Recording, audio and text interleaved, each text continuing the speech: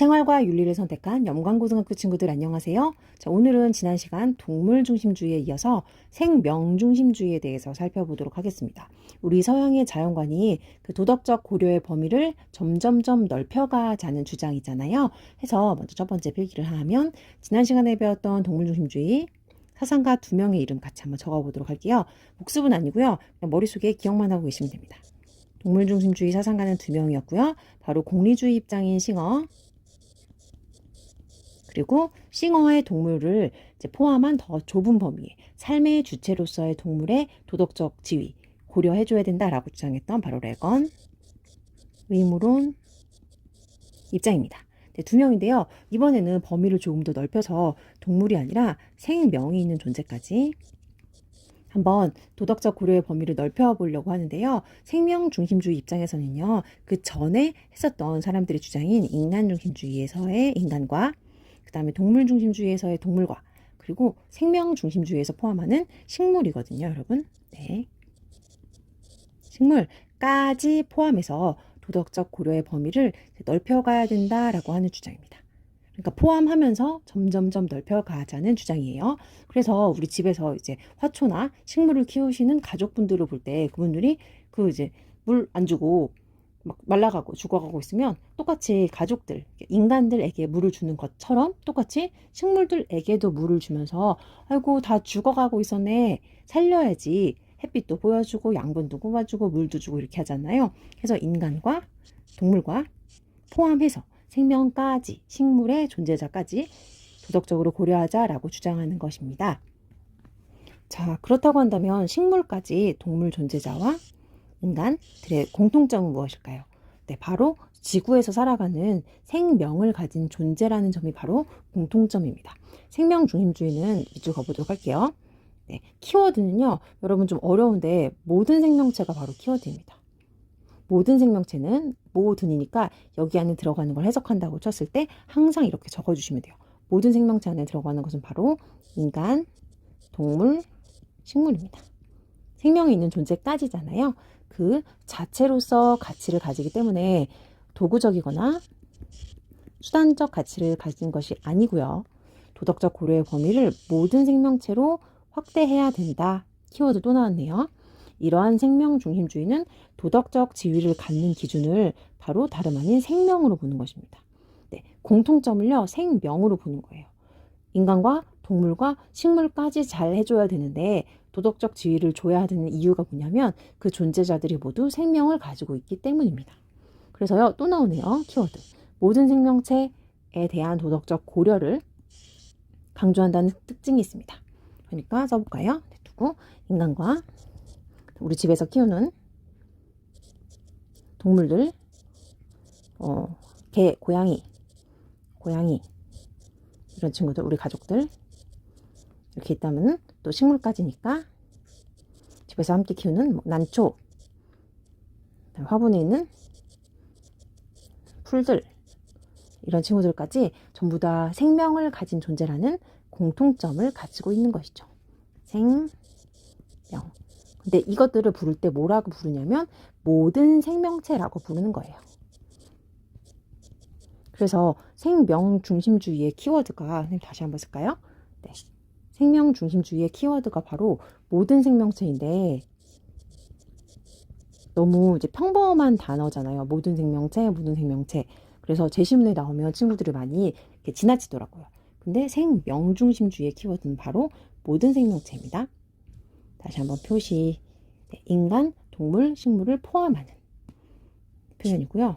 꼭 알아둬야 되기 때문에 다시 한번 표시. 모든 생명체. 대표적인 사상가로는요, 두 명을 암기해야 되는데 이렇게 표시해 볼까요? 중요하니까. 네, 외워야 되는 사람 이름 두 명. 네, 바로 슈바이처. 여러분 슈바이처 알고 있죠? 여러분이 알고 있는 그 슈바이처입니다. 슈바이처. 생명중심주의에 들어가는 사람 두 명인데요. 사상가, 첫 번째 사상가는 모든 생명에 대한 외경을 강조했다. 외경은 존경한다는 뜻이에요. 너무너무 존경해서 그걸 두려워할 정도로 여긴다 라고 하는 생명에 대한 외경을 강조한 슈바이처. 외경이랑 같이 외울까요? 이렇게 두 개. 그 다음에 생명의 목적성을 강조한 테일러. 테일러란 이름은 처음 듣지만 가장 수능에 많이 나오는 사람입니다. 그래서 중요도로 치면은 별표 한 뭐 5개 정도 해도 되는 사상가이기 때문에 별표를 선생님이 별 5개라고 표시하고요. 이분은 이제 생명체를 표현하는 특징적인 단어가 있어요. 여기다 써볼게요. 생명에 대한 외경을 강조한 슈바이처 이렇게 암기할 거면 이번에는 생명에 대한 목적성보다는 요 단어가 좋을 것 같아요. 목적론적 삶의 중심이라고 표현할게요. 지금 테일러는 식물까지 생명을 가진 존재한테 잘 해줘야 된다라고 주장을 하는 거잖아요. 그 식물까지를 뭐라고 표현하냐면 바로 목적론적 삶의 중심에 있는 존재자들이다 이렇게 말하는 거예요. 그래서 이거는 이제 식물까지 생명이 있는 존재를 표현하는 테일러만의 고유한 단어입니다. 왼쪽으로 이렇게 나와 있네요. 슈바이처는 외경, 테일러는 목적론적 삶의 중심. 해서 이렇게 사람 이름하고 그 단어를 같이 한번 암기해보고 다음 페이지로 넘어가 보도록 하겠습니다. 자, 선생님이 이렇게 키워드 같은 거 표시해 주는 거 좀 싫어하는 편인데 여기 앞에 그 레건할 때도 삶의 주체를 표시했으니까 여기다가 한번 표시해 볼게요. 자, 삶의 외경, 네, 생명에 대한 외경 슈바이처, 그 다음에 목적론적 삶의 중심 테일러. 그래서 요거는 키워드처럼 외워도 될 것 같아요. 근데 딱 이 8글자의 표현 외에 다른 또 한국말로도 이게 번역이잖아요. 표현되기도 하니까 너무 이 단어만 외우지 말고 또 2명 사상가 머릿속에 암기하고 다음 페이지로 넘어가 보도록 하겠습니다. 밑으로 내려가면요. 잠깐 캡처를 한번 하고 네, 내려가서 137페이지로 넘어가서 필기해 보도록 할게요. 자, 생명에 대한 외경을 강조한 슈바이처의 이야기 173페이지 선생님하고 같이 필기하겠습니다. 173페이지는요. 먼저 슈바이처 얘기가 먼저 나와요. 책 이름은 뭐 나의 생애와 사상. 근데 이분 의사셨잖아요. 근데 언제 이제 생명 중심주의에 대한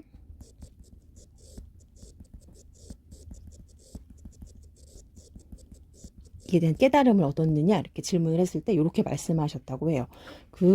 여러분 강가에 가서 어떤 물고기를 잡거나 그런 어떤 행동을 하지 않고 고요하게 이렇게 물이 흘러가는 모습만 보고 있을 때 어떤 마음이 드세요? 그냥 그 아프리카에 이분이 이제 가서 평생 그 아픈 사람들을 치료하며 사셨잖아요. 그래서 이분이 이제 배를 타고 의사 선생님께서 강을 이제 그냥 건너가고 있을 때 뭐 잡으려고 물고기를 잡으려고 하거나 뭐 그냥 어떤 목적 없이 배에 타서 가만히 이제 지나가고 있을 때 이 물 안에서 물고기들이 퍼덕 퍼덕 펄떡펄떡 하면서 그 살아있음을 이렇게 표시하는 그 생명의 어떤 소리를 듣고 그때 딱 느꼈다고 해요. 이 소리를 듣고 슈바이처 선생님이 정말 이 생명이라는 거 살아있다는 거 정말 너무너무 소중한 거구나 라고 하시면서 뭐까지 이분이 이제 죽이지 않기로 유명하셨죠? 네, 모기. 아프리카에 정말 많은 모기들이 살고 있는데 이제 밤마다 일기를 이제 1시간씩 쓰셨다고 해요. 근데 그때 모기를 죽이지 않으려고 정말 땀이 뻘뻘 흘려가면서 작은 방 안에서 그 정말 작은 생명도 이제 죽이지 않겠다는 그러한 신념을 몸으로 표현하고 실천하시면서 보여주신 분입니다. 그러니까 이런 생명, 살아있는 모든 것까지 동물까지가 아니라 살아있는 것이라면 모두 다 정말 이렇게 존중해야 된다. 이렇게 말씀하신 분. 그래서 재심은 한번 볼게요. 멋있는 이제 사상가이지만 우리는 이제 닮을 수가 없죠. 너무 대단하시기 때문에. 윗줄 한번 가보겠습니다. 인간은 네, 다른 모든 생명 표시되어 있고요.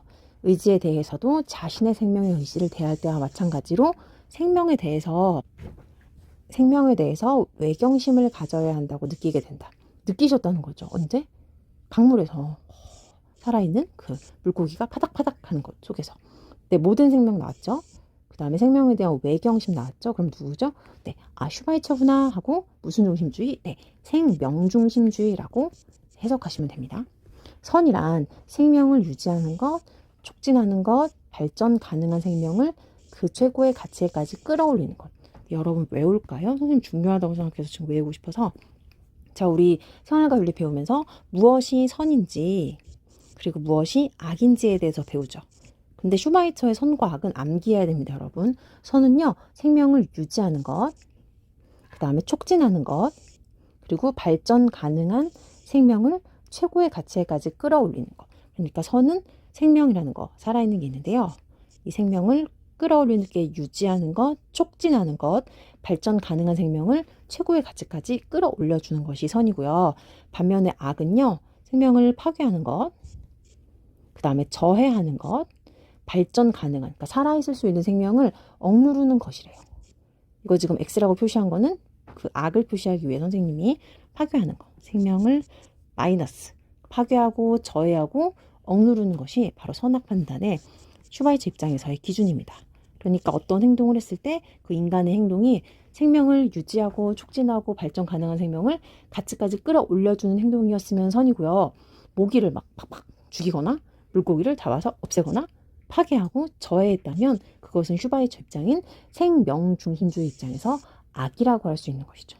이것이란 말로 여기 도덕의 절대적인 기본 원리에서 생명중심주의임을 알려주는 바로 단서입니다. 자, 여기도 암기할게요, 여러분. 모든 생명은 살고자 하는 의지를 가지고 있으며 의지 암기하시고요. 살려고 하는 의지가 있다는 뜻이고요. 그 자체로 신성하다라고 하니까 신성은 뭐죠? 하늘이 내려준 거예요. 살아있다는 것 자체가. 그래서 생명 외경을 강조했다라고 하는 거. 여기 생명의 신비함을 두려워해야 된다. 존경하는 마음으로 대해야 된다. 소중히 여겨야 된다. 그래서 다시 한번 할게요. 생명을 고양하는 것은 선, 고양이니까 여러분 플러스, 고양도 암기. 생명을 훼손하는 것은 안 된다, 마이너스, 악이고요. 선악 판단의 기준을 이렇게 표시해 줬네요. 불가피하게 만약에 다른 생명을 해쳐야 되는 상황이 생깁니다. 근데 그때 그러면은 선생님 뭐 산에 있는데 야수가 저를 덮쳤어요. 호랑이가 저를 죽이려고 해요. 그럼 그때도 슈바이처의 생명 외경 이러면서 뭐 제 목숨을 호랑이에게 내주나요? 라고 한다면 인간, 동물, 식물에 있어서 지금 인간이 동물에게 죽게 되는 거잖아요. 이렇게. 그럼 가치가 인간이 동물보다 없다는 것인가요? 생명 중심주의 이런 건가요? 라고 질문하는데 그게 아니고 죽여도 됩니다. 언제? 내가 죽게 됐을 때. 그 대신 이렇게 써 있는 거죠. 함부로 죽여서는 안 된다. 네. 그리고 그에 대해서 나중에 반드시 도덕적 책임을 지각해야 된다. 자각해야 된다라고 주장을 하는 것입니다.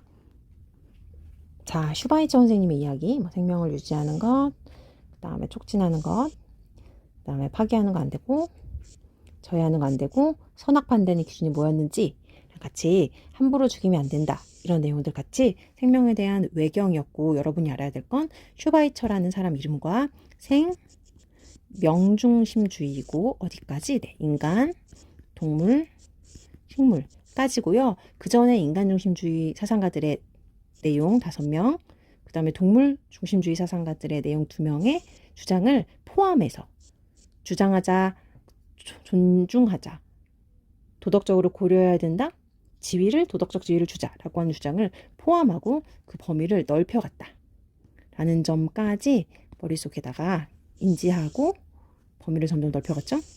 네, 인지하고 다음 시간에 테일러의 내용을 설명해 드리도록 할게요. 여러분 정말 고생하셨어요.